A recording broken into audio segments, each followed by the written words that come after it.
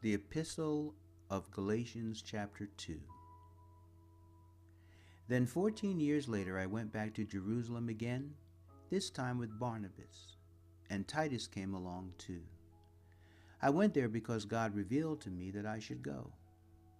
While I was there, I met privately with those considered to be leaders of the church and shared with them the message I had been preaching to the Gentiles.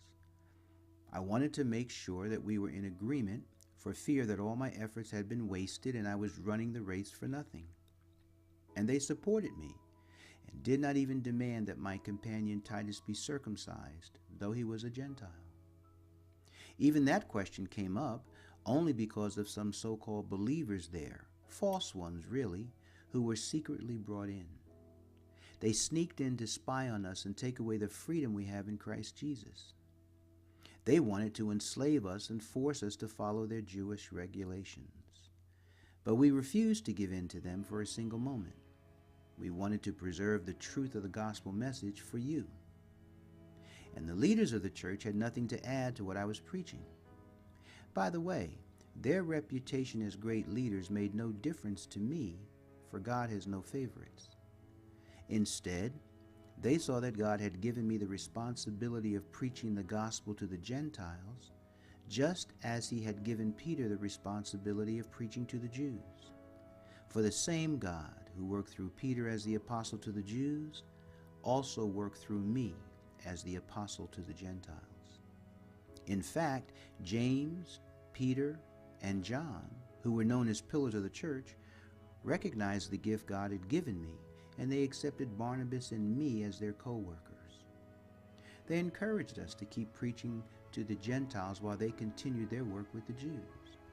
Their only suggestion was that we keep on helping the poor, which I have always been eager to do. But when Peter came to Antioch, I had to oppose him to his face, for what he did was very wrong. When he first arrived, he ate with the Gentile believers who were not circumcised. But afterward, when some friends of James came, Peter wouldn't eat with the Gentiles anymore. He was afraid of criticism from these people who insisted on the necessity of circumcision.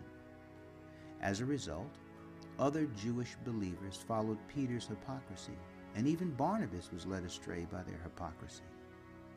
When I saw that they were not following the truth of the gospel message, I said to Peter in front of all the others, "Since you, a Jew by birth, have discarded the Jewish laws and are living like a Gentile, why are you now trying to make these Gentiles follow the Jewish traditions? You and I are Jews by birth, not sinners like the Gentiles.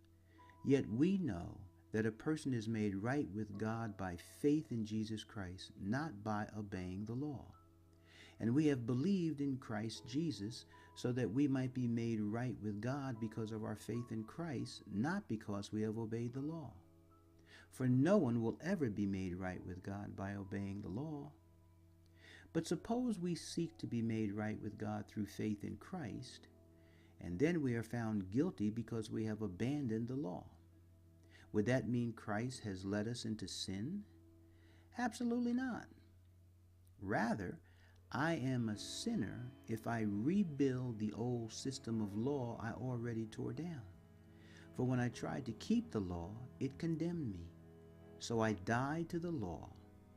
I stopped trying to meet all its requirements so that I might live for God. My old self has been crucified with Christ. It is no longer I who live, but Christ lives in me.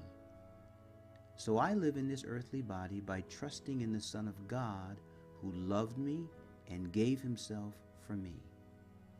I do not treat the grace of God as meaningless. For if keeping the law could make us right with God, then there was no need for Christ to die.